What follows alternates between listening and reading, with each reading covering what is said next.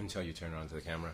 Until I turn on the camera, but people can hear what we're saying. Hello, everybody. Welcome to the Artist Journey. It's been a while. How you been? How are things?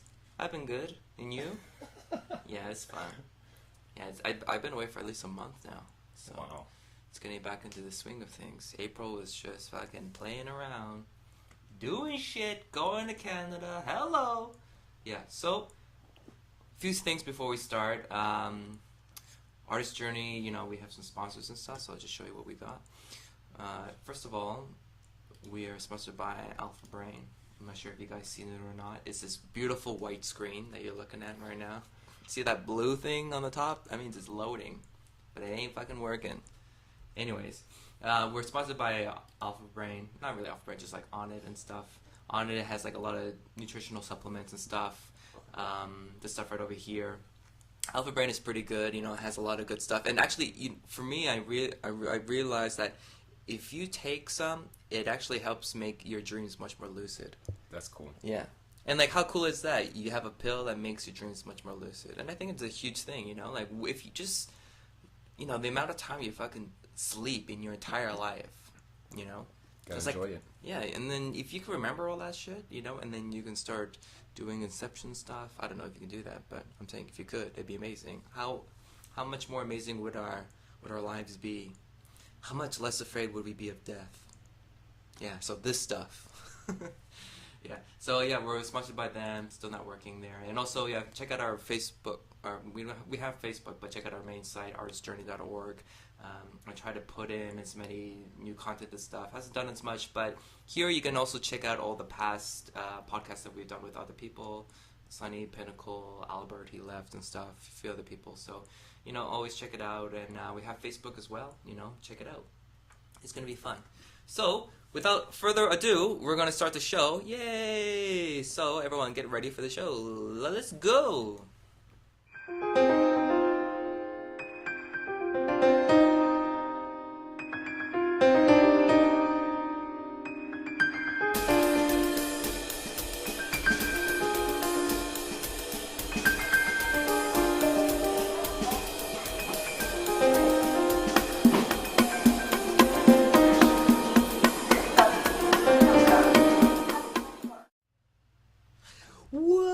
Whoa! Hey, everybody. I just turned on the camera and look who just showed up. The black guy. It's George White, the black guy. What's up, George? How you been? It's been good. It's been good. Yeah, it's been good. Good. Well, that's our show for tonight. Actually, Well, it's not even tonight. It's 1:30? 1:30. Yeah. I was working on Black people time. Oh yeah, yeah. Well, and Oh, also have your Black Korean Korean, time. yeah. So. Yeah, Bali, how it is. Yeah, for people who don't know, this is George White. What should I? Are you a videographer? Yeah, I filmmaker? guess a film enthusiast. Yeah, Because filmmaking enthusiast. you teach English as well, right? Yeah, I guess my profession. I'm an English teacher. Yeah. ESL teacher. But it's kind of like every time when you talk to that with people, just like, I'm an English teacher. But, that's not really your main passion, your main job. Yeah. Everything you do in your spare time is probably just as important, right? Yeah, You definitely. do all that crazy shit. Just more important, probably. Keeps you sane. Absolutely. Yeah, so I actually checked some of your stuff from before, and you had a lot of videos that you worked on before you came to Korea, right? Yeah. Did a lot of stuff in El Paso, Texas, but then... El Paso, Texas. Yeah, the anal sphincter of Texas, and so I had to get out of there. Florida looks like a dick. Yeah, Florida's a dick, and El Paso's the sphincter. It looks like a sphincter? Dumping everything right into Mexico. That's basically it. What's El Paso like? Is it like... It's flat, it's brown, there's one big turd mountain in the middle, and a lot of Mexicans. So you'd fit in. I would fit in? Yeah, a lot of Mexicans. I would fit in. Half Do Mexicans like Asian people? Yeah, they love them, and then they love the kimchi. And then because of the jalapenos, they'll dry them out and then use that instead of the chili peppers for kimchi. Wow. So pretty innovative stuff going on down there. And then not too much going on in the art scene 7 years ago. Mm-hmm. But then now it's kind of picked up with the notoriety of at the drive-in and Sparta and now the royalty. Oh my God. Are they all from El Paso? Yeah. That's amazing. Yeah. I loved At the Drive-In. Yeah. Have you ever watched them? No, unfortunately, I got into them after they broke up, and then when they did their reunion tour thing, Yeah, it was. I think they came through El Paso, but I was in Korea, so my only chance to see them would have been in Japan. But I'm not gonna fly out there just to see. No, that'd be a bunch of old guys pretend to be young. A bunch of old guys pretending to be young. Yeah, young punk rockers. Yeah, but man, at the drive-in movie, they were like an amazing band. Yeah, incredibly influential, and put a big spotlight on El Paso. But then no one could fill the void, the vacuum, and so they kind of just stagnated for a while with Sparta and Mars Volta doing. Which is all pretty much the same guys, just kind of branched out doing their own thing. Yeah, split right down the middle. And then now the Royalty is doing some really cool stuff too. They're getting some national acclaim, so hopefully it'll inspire El Pasoans to do something, because that's really what we need. It's just people to do shit. But actually, there's a lot of really good artists, from Mexico. I'm not sure if they're from El Paso specifically, but if you check out like the Amazing Spider-Man and stuff, there's like Humberto Ramos. Okay. He's a great artist. He does stuff for Marvel and. Oh, that's badass. One guy I went to school with, Jorge Molina. He's fucking badass. Yeah. Just drawing epic shit. He goes, "What do you think of this Spider-Man, man?" Like, that's fucking awesome, dude. Where'd you meet him? We went to school in Canada. One guy, Jorge Molina. Yeah. And then I told him I was Spanish. He's like, "Really?" And he started talking to me in Spanish, and I was like, "I'm sorry, man. I feel like I copped out." Yeah. Because I can't speak as good as you. Yeah. But he just starts swearing and shit. Puta mierda, And he's like, "Oh yeah, we're brothers. Yeah, let's get drunk." Can you speak Spanish a little bit? No.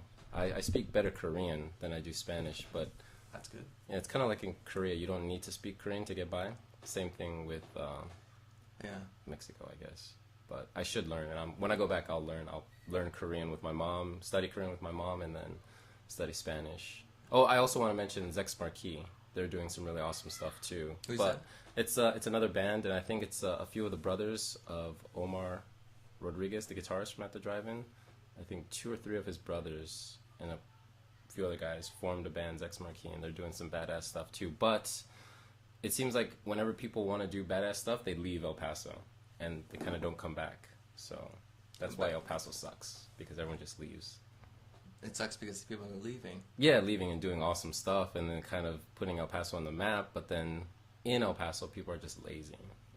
Well, it's because it comes with the territory, right? Yeah, exactly. Like if there's on a weekend, what would kids like 16 or 18 be doing at that time at that place? Just drinking. Drinking and fucking. Yeah, that's what people do in the States, Like everything is just so flat out and spread out. Like, what are you gonna do? You're just gonna fuck. Like when I went to Canada. I kind of miss that a little bit. Yeah.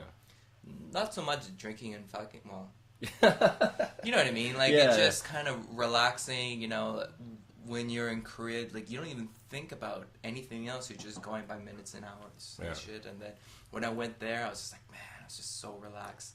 As soon as I came back, I just got caught up in everything, and I was like 10 times more busier. Yeah. Because I leaving for just 10 days, which is not really a lot. Yeah. When was the last time you went back home? In August and September for 2 months. I drank tons of liquor, ate tons of Mexican food. Okay, well that's good. Yeah, and then steaks, and then just decompress, because I was in Korea for 2.5 years straight, and I just needed to get the hell out of here and experience the goodness. But so does your mom live in El Paso now? Yeah, she's been there for 32 years. I think she came, that's why I made a few jokes, she came in December. So right after I went to visit, she came here, spent some time with my brother, who I think has been here for 2 years straight, minus a trip to Ireland. So my mom spent some time with him, stayed with me.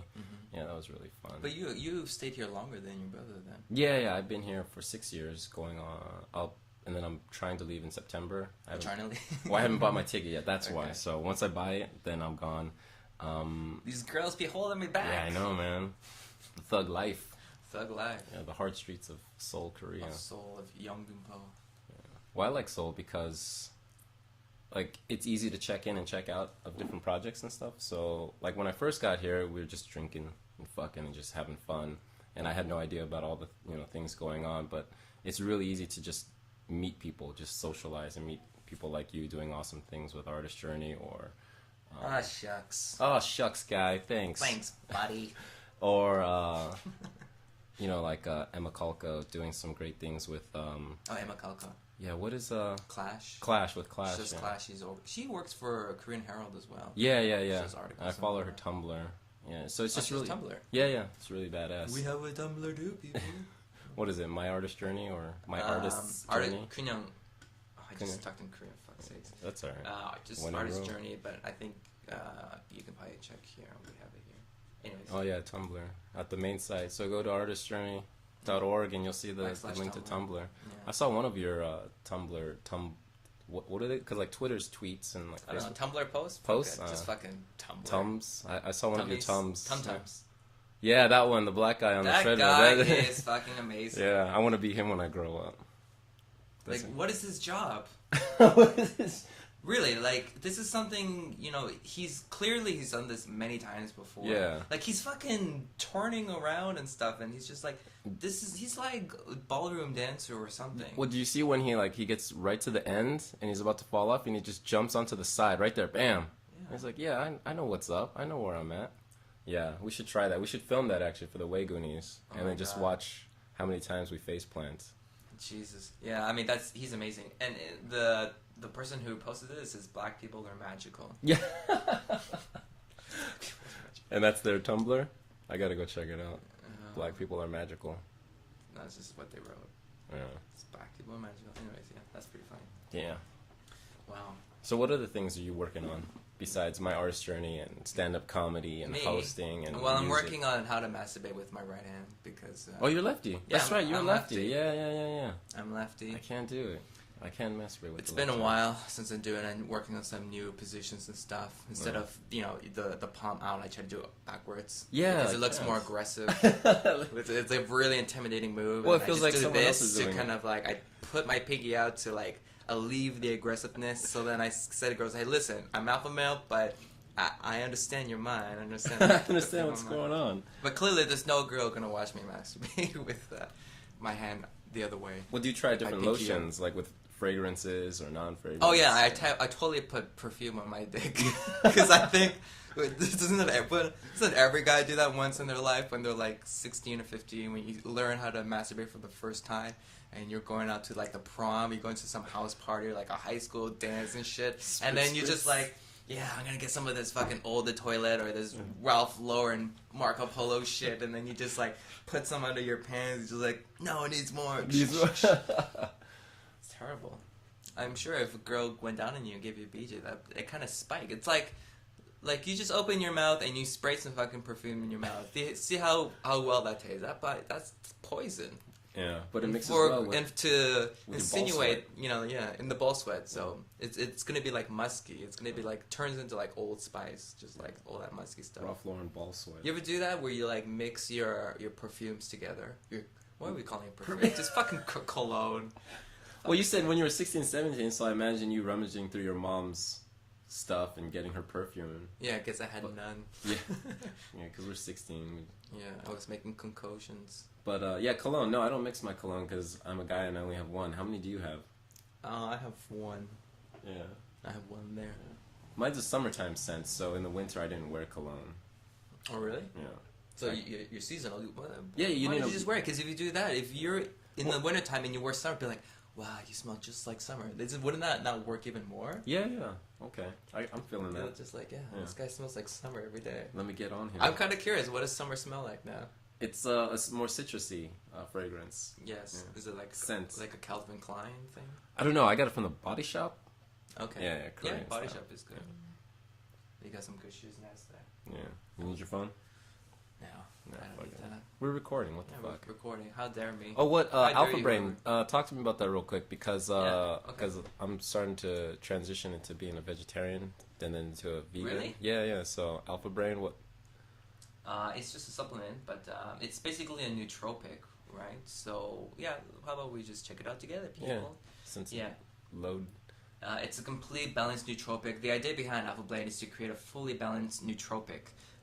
Their alpha GPC and Hupersia contain nutrients to help the body turn up the acetylcholine levels full throttle, while all other greens assist in elevating neurological components vital to remaining calm, focused, and mentally driven.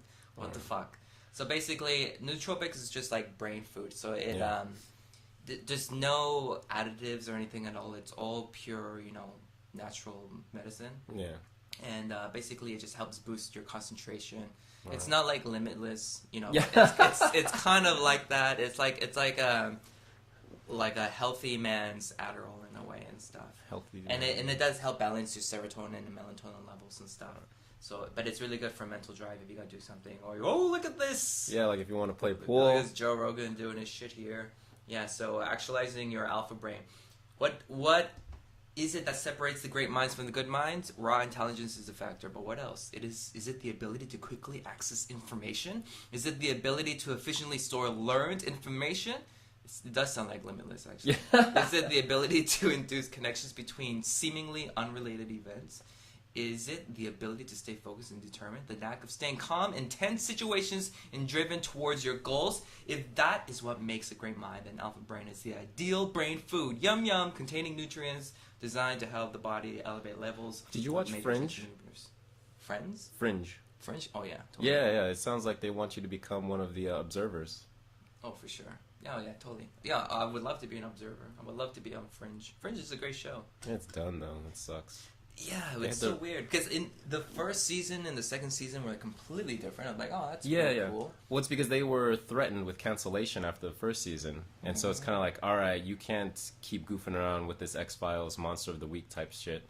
You need to get the story going, and so that's why they totally cut out her sister and that whole like love triangle thing with Peter and really? Olivia. Yeah, because they were flirting with each other, but then Peter hooked up with Olivia's sister. And then in the second season, Jackson, yeah, Dawson's Creek. Yeah. Did you watch that show too? No. Yeah. I just remember that. Yeah, I like Girls, so I didn't watch that show. But Girls? yeah, you just mean girls in general? Yeah, girls in general. Like real girls? Yeah. Okay, I think maybe that was like a name of a TV show. Oh no, girls in general. So I mean, if I like dudes, maybe I'd watch that show. Were you a ladies' man? No, no. You? Me? Well, I was Asian. Yeah. In a white, white.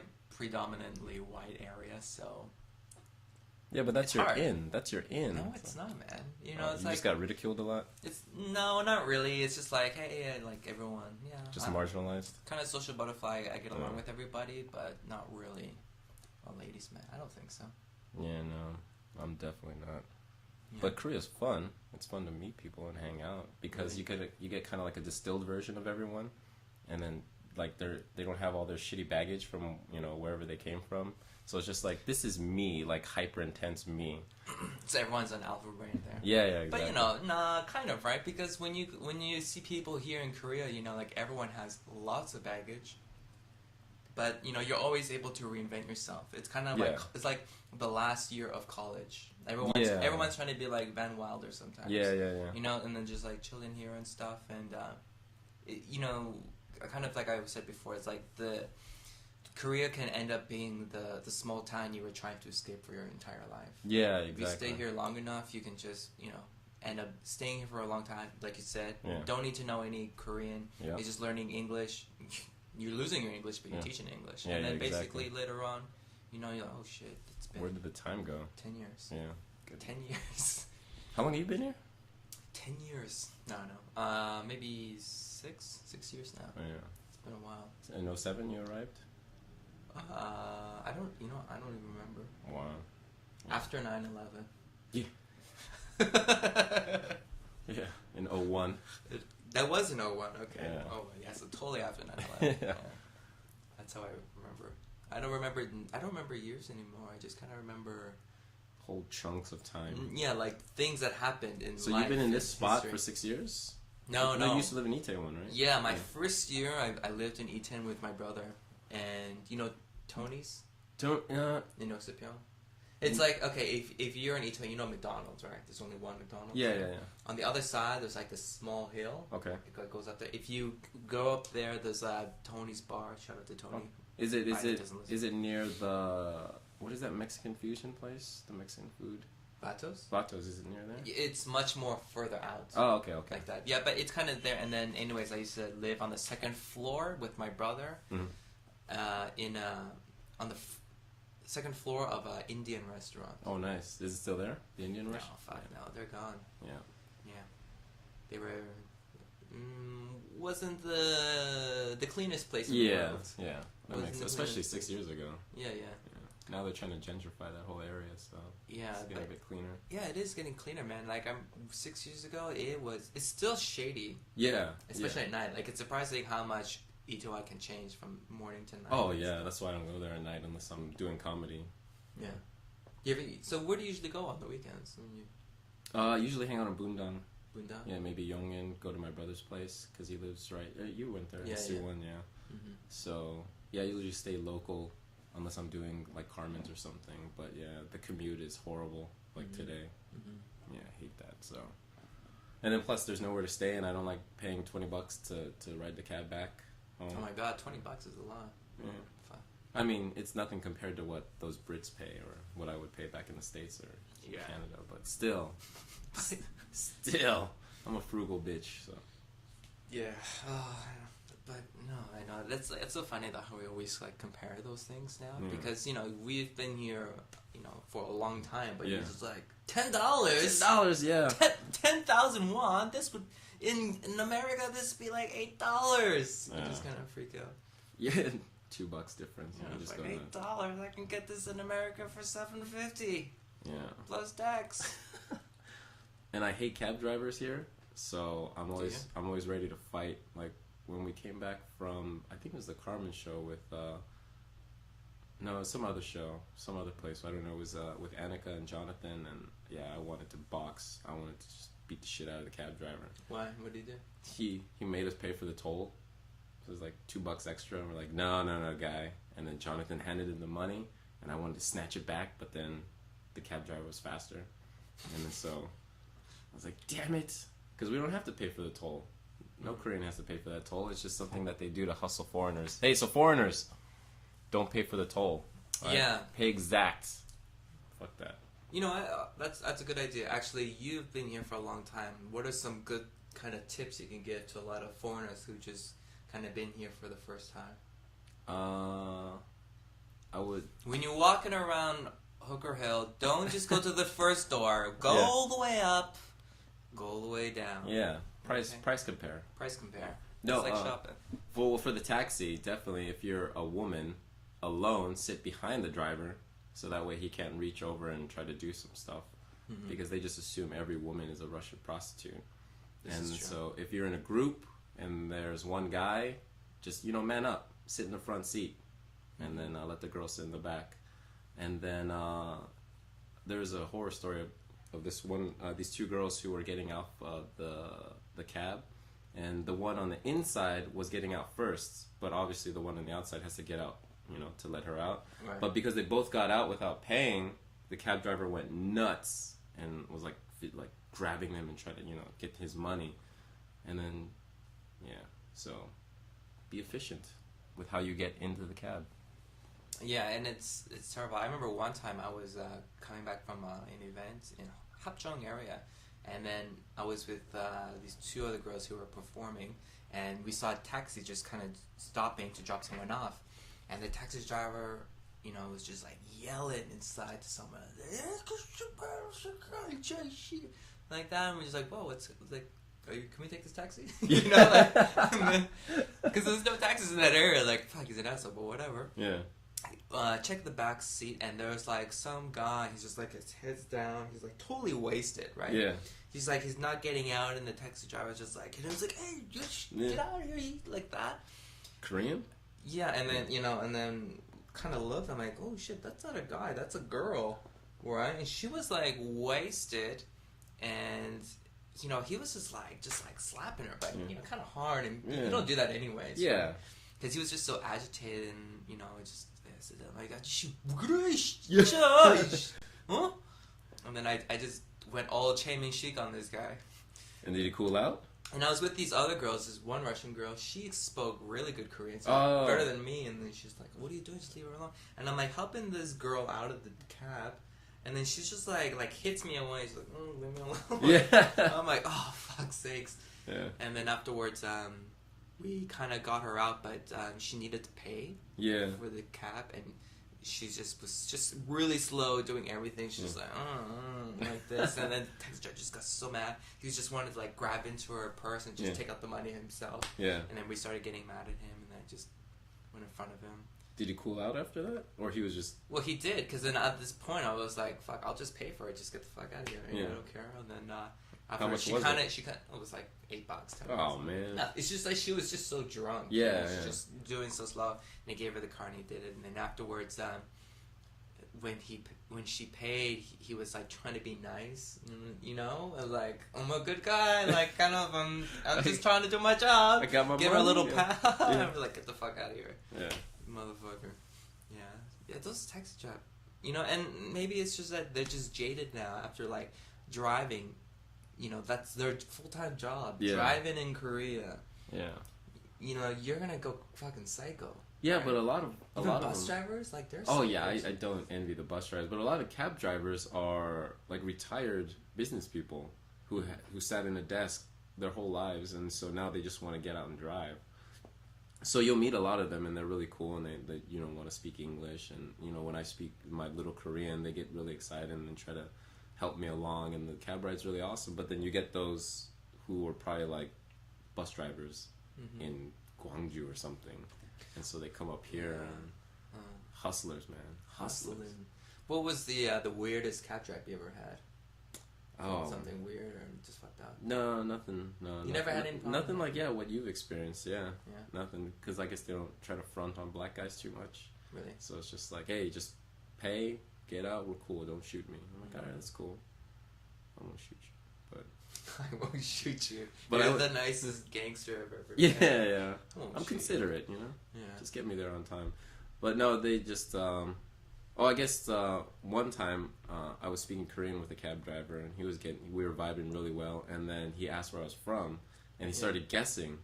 And then I told him, you know, I'm from America. He was like, nah, dude, where are you really from? You know, are you Filipino? Are you what? I was like, no, my mom's Korean.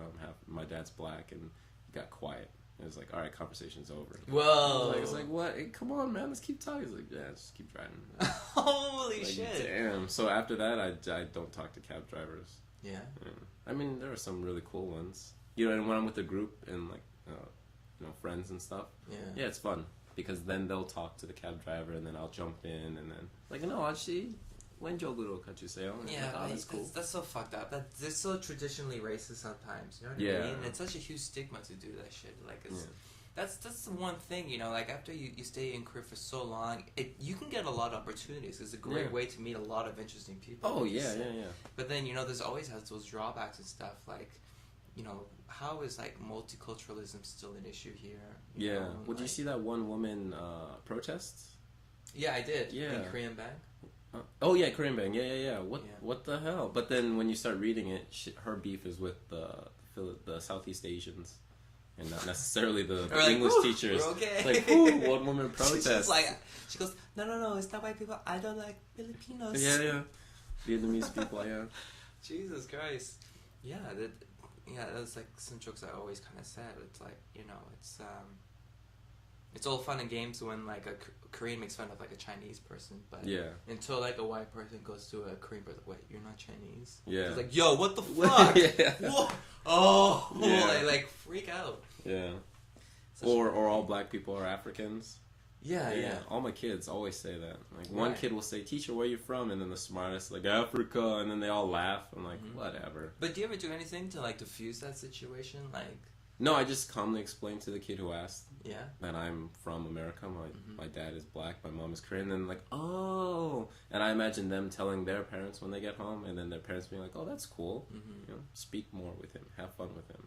Yeah, it's kind of weird because, you know, in the beginning, like a lot of kids, they have no exposure to any type of foreigners at all. So you were like the first one, and probably the first black person they've interacted with. Right. And it's kind of weird how they don't know how to act too, right? Yeah, they've never been trained at all. Not even trained, just educated. Trained. Yeah. You know, sit. Yeah. Have fun with this black guy. Yeah.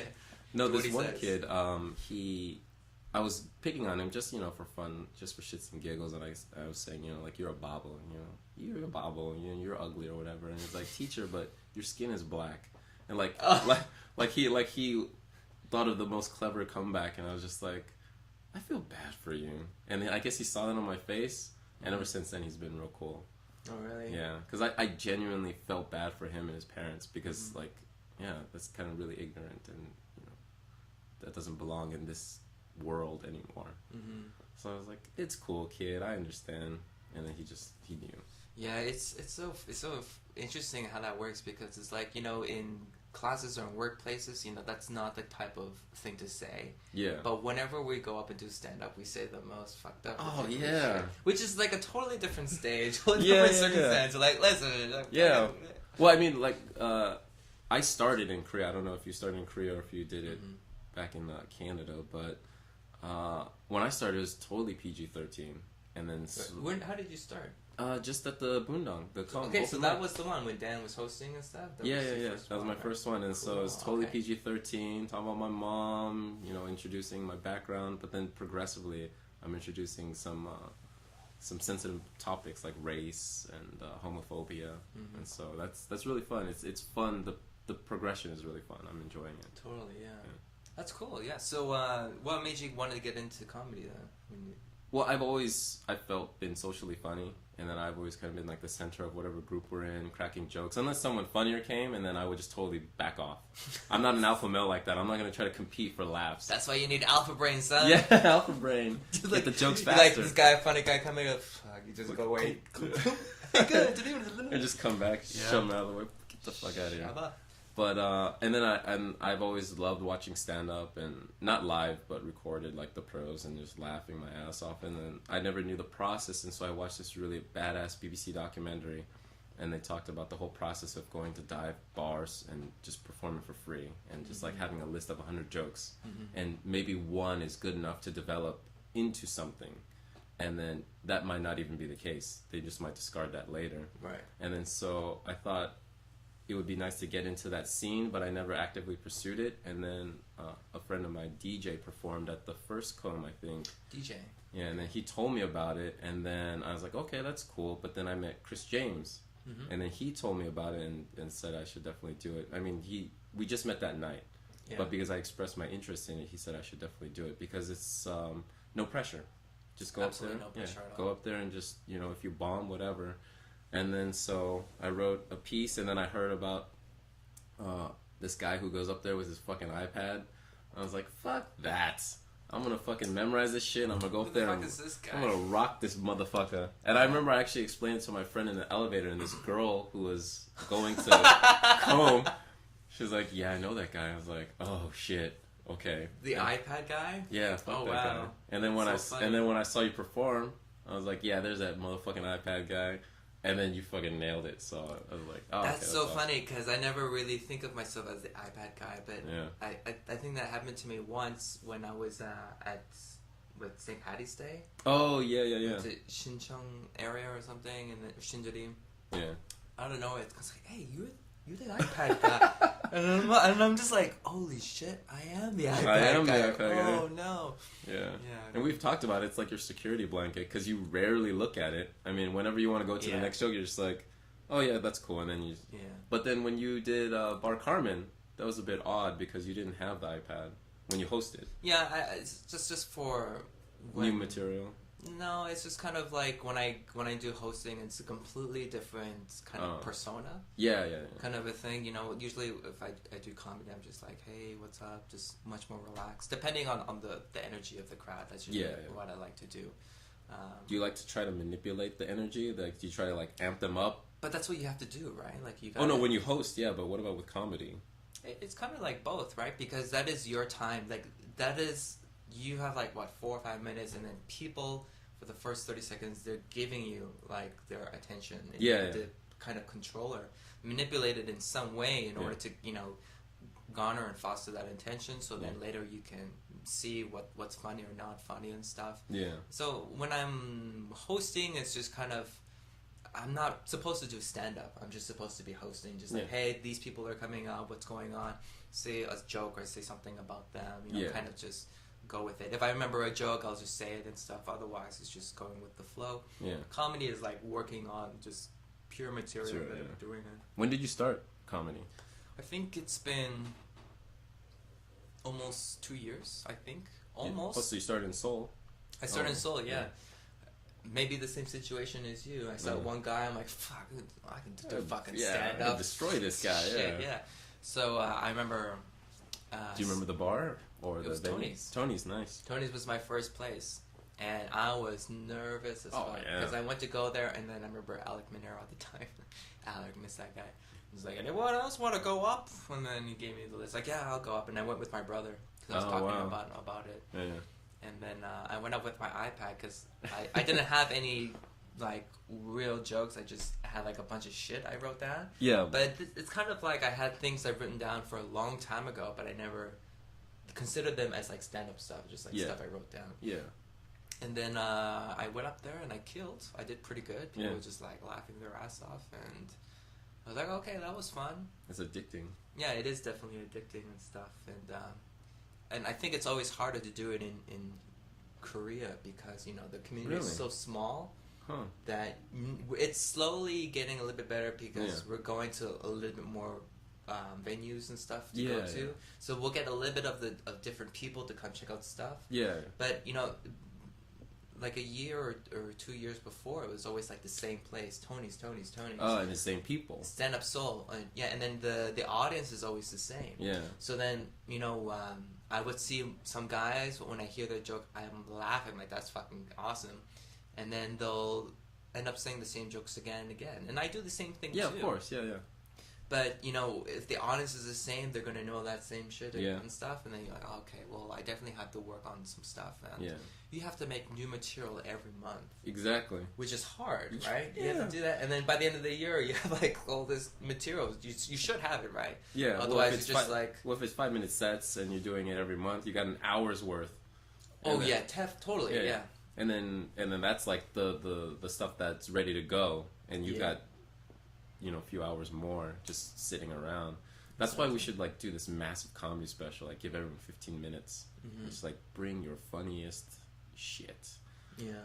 And it's always about going to a new audience and stuff and just showing them because, you know, definitely Noksapyeong, Itaewon, just that area is the best place to do comedy. A lot of foreigners and stuff. Yeah, diverse crowd. Yeah, teachers, military. But, you know, we got fucking Hongdae, we got Gangnam.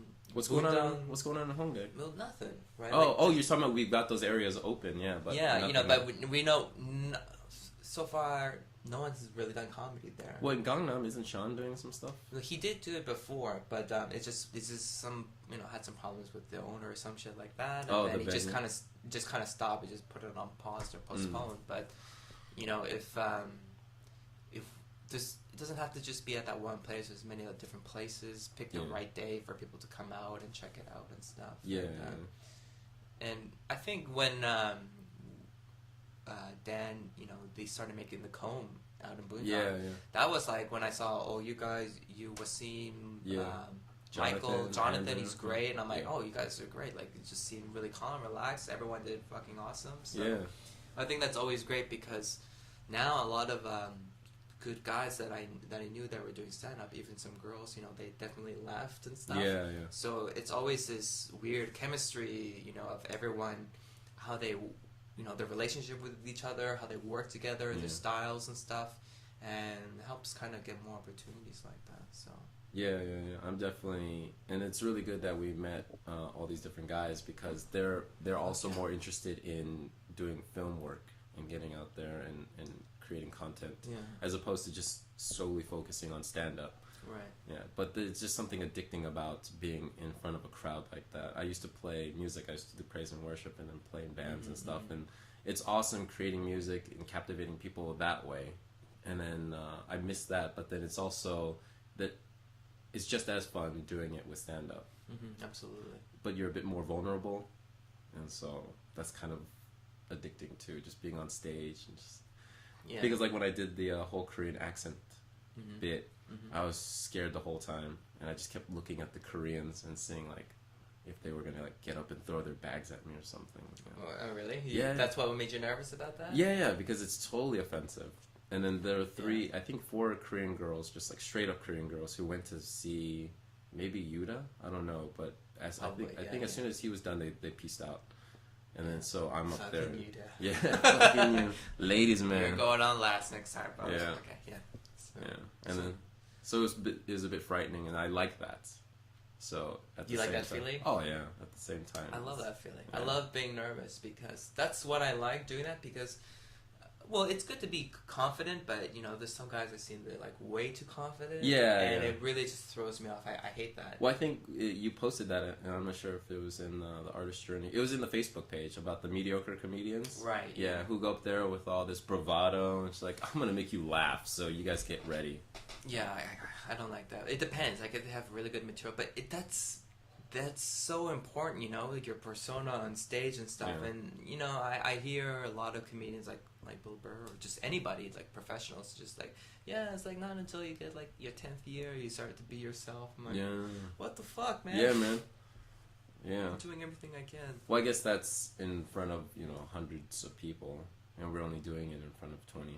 Yeah. So it's almost like we're just having some beers and telling stories.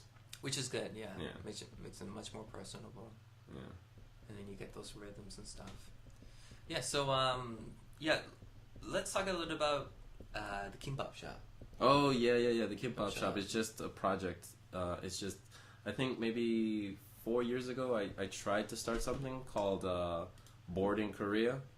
But then that fizzled out because I was relying too much on other people and not taking enough initiative. And so the Kimbapshop originally started as Bibimbap and Luck, but then that was too confusing for a lot of people, so I decided to change it to the Kimbapshop. And so Kimbap, Lock, and Pop? Kimbap and Luck, and then so, forget it.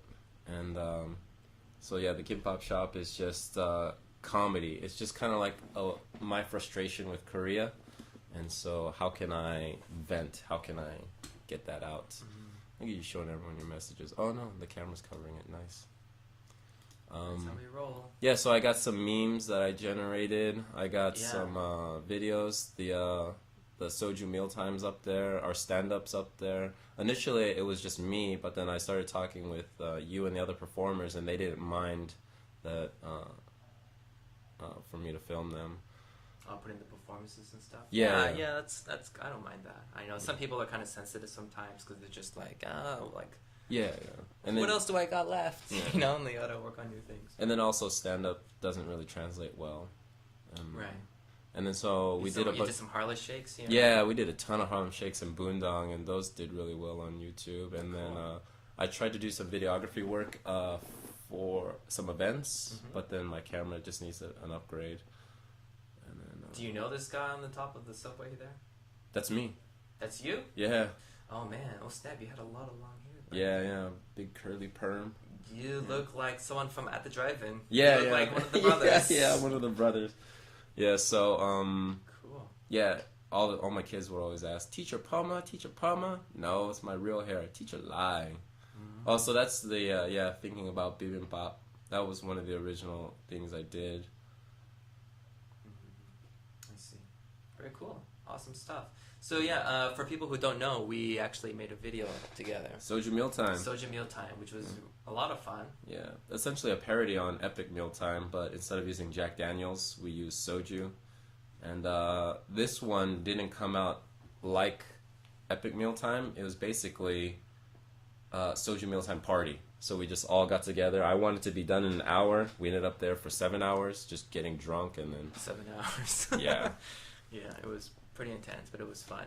Oh, yeah. Let's check it out. Yeah, for sure. Let's check it out. So, it might be a bit loud. You might need to lower it. I don't know. No, we can do a sneak peek, but we can do some commentary as well. No, for sure. So, anyways, this is George, and this is his brother. Yeah. So, You guys let me know who you think is older. Yes.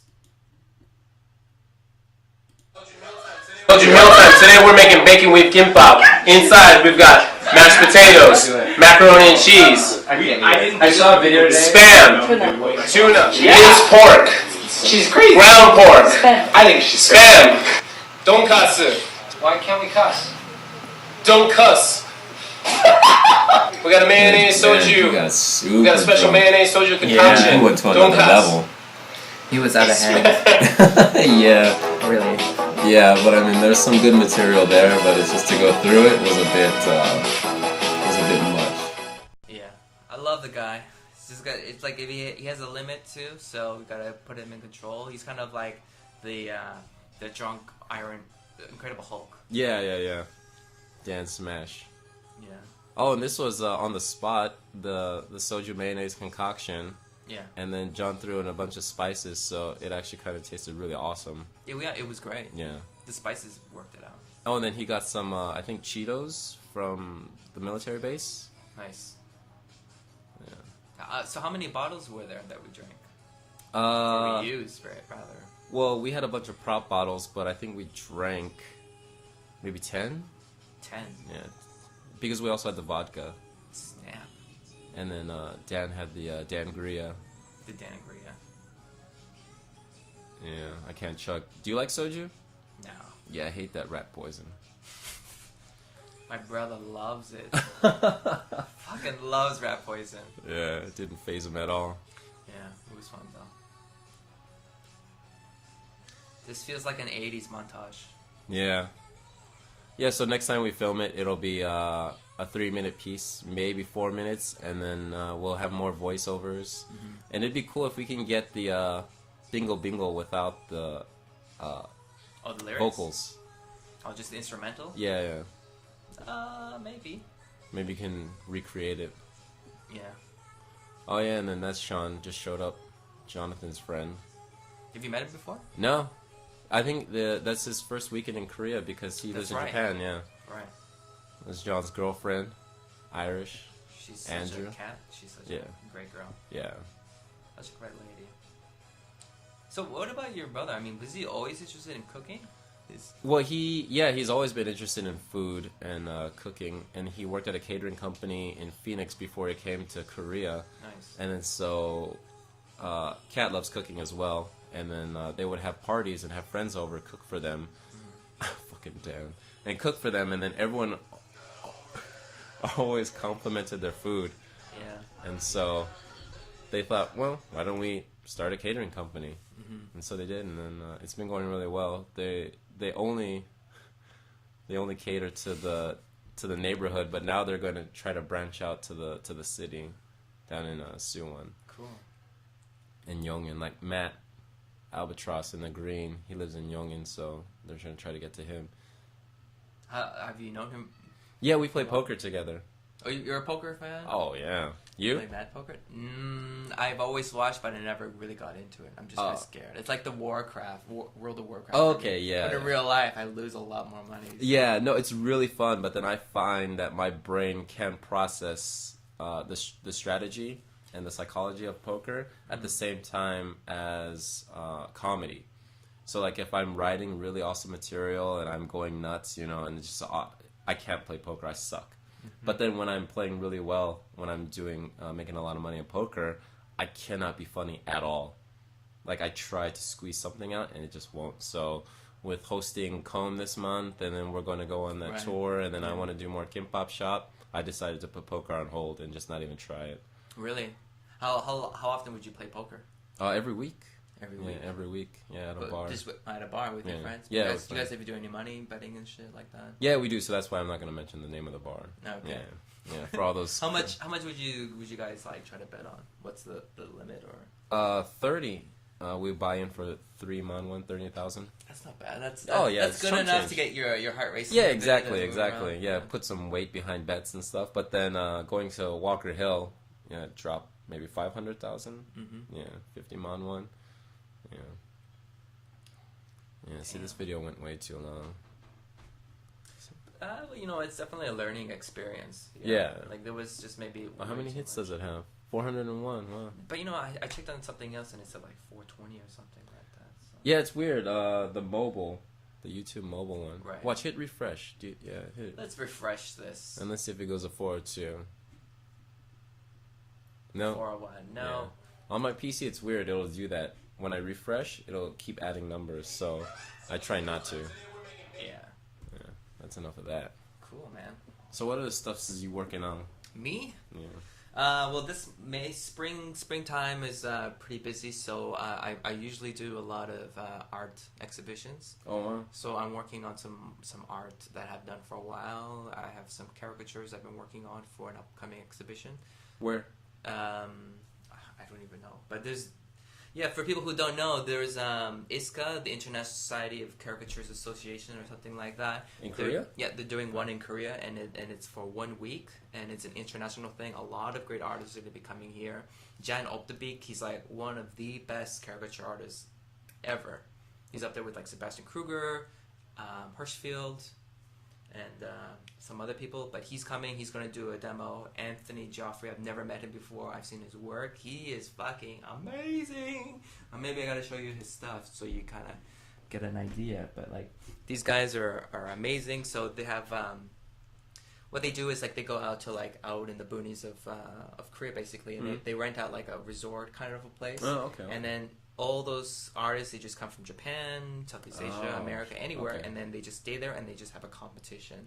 And you do like a 10-minute sketch, like the fastest caricature artist, you know, the best studio piece, the most abstract, the most best black and white, all that stuff. And then they exhibit that, all that stuff. They show. Yeah, they have all that stuff, and then. So you're not participating in the competition thing, right? Well, I did last year, but wow. I can't do this year because I don't have enough free days. It's like, it's like from Monday to Friday. Fuck, I wish I would. I went to the one in Japan, and that was amazing. I loved Japan there. Everyone's so awesome. Yeah. It's like when you go to those places, like you immediately improve your work. Okay. It's ridiculous how. And you do maintain it when you return? Oh yeah, totally. Okay. Because once you improve it, it's hard to digress. It's like it's like when you learn a bike, you can't unlearn it. Yeah. You know, it takes a while to get back into it, but you know everything is still kind of there. So you know when I went there, I just saw like all these people I've always saw online, some people I never met, and then I just see the work. I'm just like, wow, these guys are fucking awesome. So I'm gonna participate in that. I'm just gonna submit 2 caricature pieces. I'm doing one of Audrey Hepburn. Oh, that's cool. And Elvis. I never did those 2 before, so do that. And do you have them? Or are you working on them in the sketchbook? Yeah, I can't really. I'll show it later, but I can't show it online. Yeah, for sure. An exhibition, but and then there's in Myeongdong. I'm gonna be doing another art exhibition, not caricature, just like fine arts. Okay. So I'm gonna draw some naked women. He's like, I need your naked women, Will. Draw me some naked girls. I was like, sure, no problem. Because I think just before when I was doing comedy, I was just working in exhibitions and art and stuff, and I used to do a lot of nude drawing, and then just sell those. So that's why I have a lot of naked girls around my house. Yeah, well, I like and that then you have the anatomy on the wall. That's cool. Yeah, I got this little guy here too. I got him back in Canada. I need to fix him up, but this is perfect. Yeah, boner. Fucking Halloween, I thought you had like a skeleton fetish, like Halloween style. I was like, oh no, you're an artist. You need. Yeah, I get stuff. I get ridiculous shit. So. Yeah, that's cool. So do you find that your brain can switch easily between art and character drawing and comedy, or is it just one and the same for you? It's definitely all interconnected. Like everything, certain aspects of things that I've learned in drawing somehow helps give a positive influence to my comedy somehow.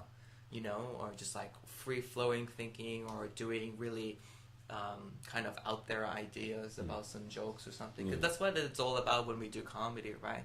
It's like we've lived here long enough. Among other comedians, it's hard to find something that we relate to. Yeah. But it's also, it has to be different from what everyone else is doing. Which is why I don't talk about the classroom. Right. Yeah. Okay. Yeah. Classroom too. But there's always really interesting things. Like you can end up having your own personal story that can actually be funny on stage, and no one can really take that because that really happened to you. Yeah.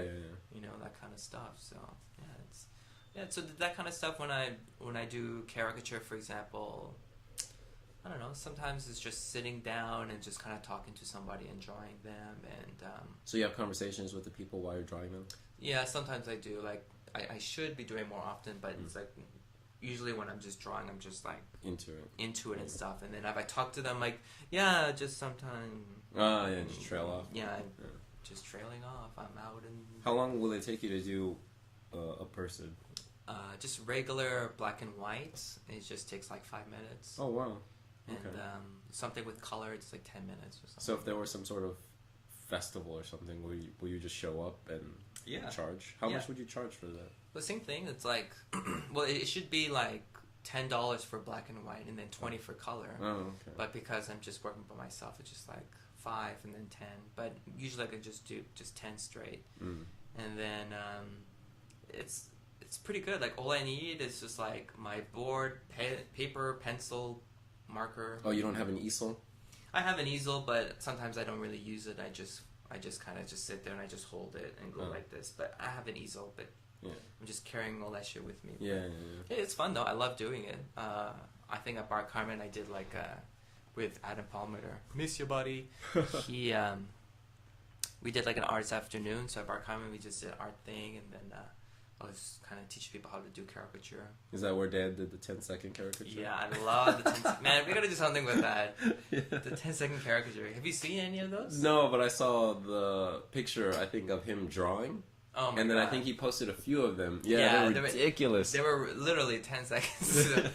Like, even if they were done, right? There you go. It's like perfect for his character. So I just thought that was hilarious. Yeah, 10-second caricatures. But, drawing and comedy is like one of the best ways just to meet strangers. Yeah. And it's kind of like the reverse, because when you do caricature, like the person has to be really honest with you, and they're kind of sacrificing themselves to be humiliated by the artist. Yeah. Opposite, when you do comedy, you're there, you're sacrificing yourself to be humiliated in front of everybody while everyone's judging you. So it's a really kind of polar thing, but definitely intertwined and stuff. Yeah. So anyway, so what else you got planned for Kimbapshop? Kimbapshop? More Soju Meal Time. I want to do, I told you, kimbap hands, where the guy has long tubes of kimbap foam, and then he just walks around Korea and does stupid things. I'd like to interview Koreans about general topics, probably the plastic surgery, Miss Korea. Yeah. And then now Stupid Hyori came up with that video. Did you see it? No. Oh, it's so ridiculous. What is it? It's Hyori. yeah. What did you do? Talking about I think the chorus is like I miss Korea, and it's talking about how we want all the fame, we want all these extra things like Gucci bags and stuff, but we don't need them. We just need to be ourselves. But I guess it's really convenient when you're gorgeous. It's like, hey, you guys don't need plastic surgery. Well, it's because you were born gorgeous. But did she not have surgery? I think that's the whole thing, is she didn't have it. Really? Yeah, and then she also has darker skin, and you know how Koreans hate that shit. Yeah. So, but she's still regarded as one of the most beautiful women. Yeah, I think she's one of the few who has offered her school photos, so you can track the transition. Like a lot of celebrities, like they don't exist until they become a celebrity. So it's like you can't find any documentation of them. Really? Yeah, because they had so much done to their faces. So yeah. So she's one of the few who you can see that when she was a kid and stuff like that. So yeah, but then the video's dumb. What is the song called? I don't know. I think if you just type it in, it'll be the latest one. I don't know if I got the rights for that. Yeah, yeah. So I want to. Just look it up. Look it up on your own. I want to do something about that, like interviewing Koreans about plastic surgery, and then maybe have a comedian be the host or something like that. What if you get a picture of yourself before and then put Dan's picture as after? Like, what do you think? And then Dan's like, here I am. Yeah, here I am. Is this good? I've got lighter skin, big eyes, small nose. I wanted to do something like, where they have like free hugs. But we, instead of doing that, just have like a kissing booth. Yeah. So then you make a kissing booth somewhere like in Myeongdong, and then you get this really cute girl standing there, and then one guy would be like, can I get a kiss? She's like, yeah. She goes, yeah, hold on. She's like, call someone, and it's like this white guy. Yeah. And then he's like, no. He's like, no. Okay, we got someone else. Come in and bring a black guy. Yeah. It's like you choose which one. Yeah. So like, you want to do like hidden camera pranks, stuff like that? Yeah. Deal or no deal, something like that. I want to do one where we go on the subway, line 1, and then we have Jonathan with his crazy mustache selling like pink gloves, and then we'll hidden camera. That's perfect. We'll hidden camera and then just capture the reaction of all these Koreans, because why do we have to sit there and listen to these guys sell CDs from the 80s or these little toys for kids? They have to listen to us. So we'll punish them, and then we want to do a podcast with all the comedians and just talk about current affairs and just like life in Korea. So a lot of things planned, and then after the Soju Meal Time, we kind of got the ball rolling. So I'm really hyped about that. Why not? Just staying active, because it's so easy to get sucked into the vortex, the soju bottle vortex of Korea. Yes. In the toilet. Yeah, and then not do anything except complain. So, Oh, that's the worst thing. yeah. That's what we're doing, right? Yeah. Yeah. I fucking hate complaining. Yeah. Okay, So what else can we complain about besides taxi drivers and racism and the food? Do you like? So you grew up with kimchi, right? Yeah, I mean, I grew up with some Korean food. Like, my mom made fusion food, basically. Yeah, basically. Yeah. Your mom made the same Yeah, fusion? so a lot of budae jjigae, which she used to refer to as kimchi jjigae. So when I came here, I was like, give me some kimchi jjigae, and it's just like the hottest, spiciest cauldron of death. And then I was like, this sucks. And then someone said, let's go get budae jjigae. I was like, I don't know what that is, but let's go get it. I was like, my mom used to make this. I love it. This is kimchi jjigae. Yeah, but basically it's just all the garbage just thrown into a pot. So you got hot dogs, spam, dubu, potatoes. Maybe that's the next Soju Meal Time. Yeah. Ultimate budae jjigae. Well, I want to do either ramen stuffed meatballs or a big cauldron of ramen, but then we'll make our own noodles so that they're longer and thicker, and then we'll just get a bunch of gochujang and gochugaru and just throw that in there. But I don't know, we'll see. We're planning for mid-June. Mid-June. Yeah. Need a lot of time for preparation and getting people, scheduling. Cool. Yeah. And you're all set for the next con? You're hosting. Yeah, I'm hosting. He's hosting the next con. May 30th. Get your ass there. Boondong, Pub 210. Pub 210. Yeah, comedy open mic, Boondong, Combe. And it's been going strong. I think we missed 1 month in December because of Christmas. Right. We could have done it, but then I think a few people backed out last minute, so it just didn't make any sense. Right. And then I was there in November. I started, and then I think it started in October. I'm not sure. But yeah, I've been going strong, and then this will be the first time I'm hosting. And I wanted to do kind of this multimedia experience, but then I'm lazy, so I'll just probably do music to introduce people. That's a good idea. Yeah, like, Two Life Crew? Me So Horny? Oh, me so horny. Yeah. Oh, that's a great song. Yeah, I'll use that to introduce you. And then, Perfect. and Can you then- do The Price is Right? oh yeah, that's badass. That's what I did once before, and one of my first stand-ups. Because Janet, one of the other comedians, she used to put music. She's like, Yeah. what song do you want? And I'm like, Price is Right, bitch! And then, was it awesome? Yeah, but she fucked up. Oh, that She put sucks. the music there. Alright, so I'll give you prices. Yeah, right? we all need our own theme songs, right? Yeah, That'd be yeah. great. And then, it's a different beast because I like to tell stories that have 3 parts to it, and so that usually covers 6 minutes. So each part will build, and then there are a bunch of jokes packed, in the middle. But I can't do that hosting, so I need to come up with like 1 or 2 minute jokes that just punch quickly. And so it's a different writing style, a different approach, and I'm really enjoying it because I tend to start small and then make them bigger and then fill it. Right. So now I just need to keep it small and then just make it punch harder and then so that should be really fun. And That's what she said. yeah, Keep it small. keep it small and make it punch harder. Doctor. And then we're doing that 3-day tour. I think Dan confirmed the Orange Tree show, Perfect. and then I think Incheon is still up in the air. Yeah, So- Incheon is still up in the air, but I think just going out there, just doing something, even just for ourselves, just to go out and have fun. Yeah. I think it's gonna be fucking awesome. Yeah, And just get drunk. yeah. And then we're doing the Cheonan show. That's gonna be fun. Are you going? I don't know what is that? The 25th Of this Saturday. Yeah. Man, we got a lot of stuff going on this month. Exactly. It's freaking bananas. That's why I had to create the Waygoonies page because like Right. it was just scattered all over the place. Right. Like let's consolidate it. All right, let's look at it. Yeah. It's gonna be pretty epic. Oh yeah. Yeah, 2013 is gonna be a good year. May is gonna be pretty good, and then we're gonna do some more in Yeah. June, July, August. So watch out, people. Yeah. Yeah. Coming at you. Coming at you, 4D. Yeah. So, George, thanks for coming out, man. Yeah, for sure. I really appreciate it. You're a good guy. I like the stuff that you do. Thanks, man. Come by anytime. Yeah, for We'll sure. have some more kale shakes. Oh yeah, that was awesome. Yeah. I made some kale shakes. Anybody wants some kale shakes, you call me. I'll make a recipe. We'll have a drink together. It's pretty good. It's pretty good. Yeah, and anything else you want people to know before we leave? Jesus loves you. Jesus does love you. Yeah. I met him. He's a good guy. El Paso. He was part of the at the drive-in. Yeah, Jesus Maldonado, yeah. Yeah, and then he went to Sparta. And then Yeah. Sparta. He went to fucking, I don't know. He opened up a bar, Jesus. Jesus. Yeah. He opened up a bar called Fighting in Korea. Fighting. Or Fighting. What is that about, right? Fighting. Korea fighting. It's like the weakest girl goes up to you and she's like, fighting. Yeah. Just like, God damn it, woman. Yeah. Well, a couple of things before we finish. Tonight, there's two events. White Lies Burlesque, they're doing a burlesque show in Itaewon. I think it's Moon Night. Bar Americano? Oh, sorry. Bar Americano. I was completely off. I apologize. Yeah, Bar Americano. I heard good things about the place. Seems like a nice... 9 p.m. 9 p.m. I'm going to try to film, but we'll see about the lighting situation. Yeah, it might be good to go there early and check it out.